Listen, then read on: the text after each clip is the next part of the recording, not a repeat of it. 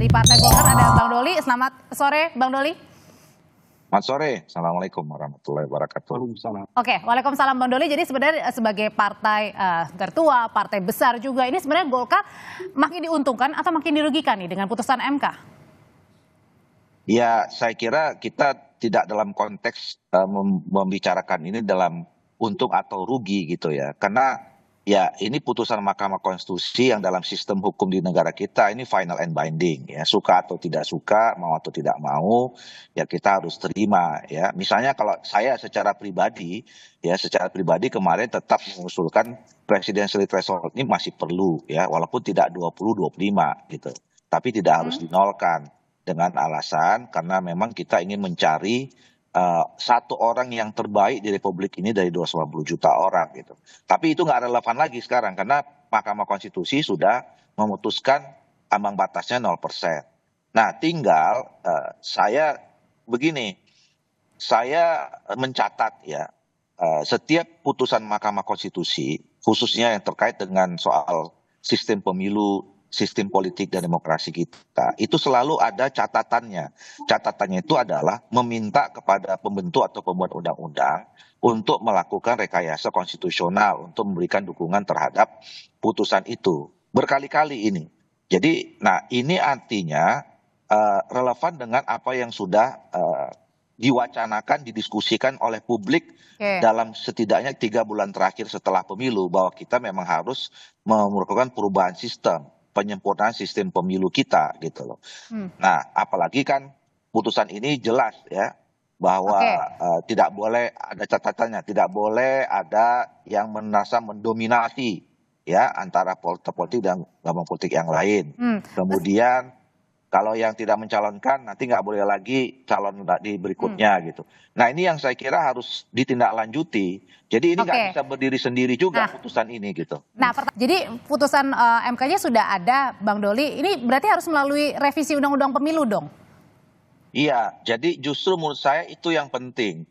Daripada kita membicarakan orang harus siap-siap di 2009, kira-kira begitu ya.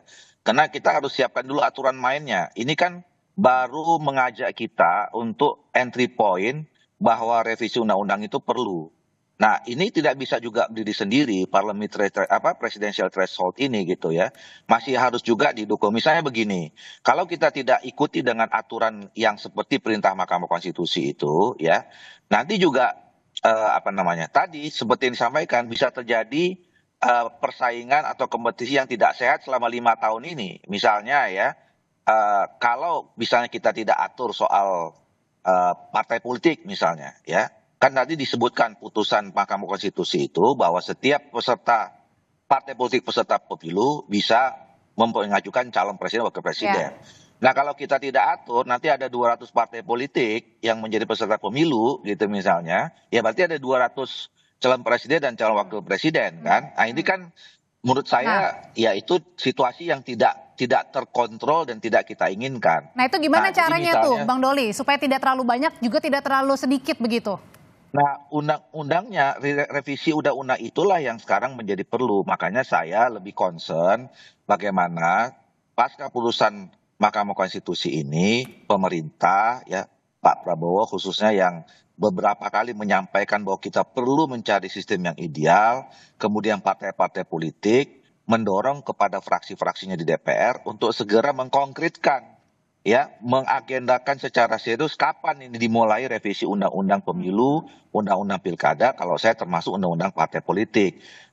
Kemudian bagaimana tadi siapa yang ngambil inisiatif ya, kita sudah sepakat masukkan dalam prolegnas di 2025.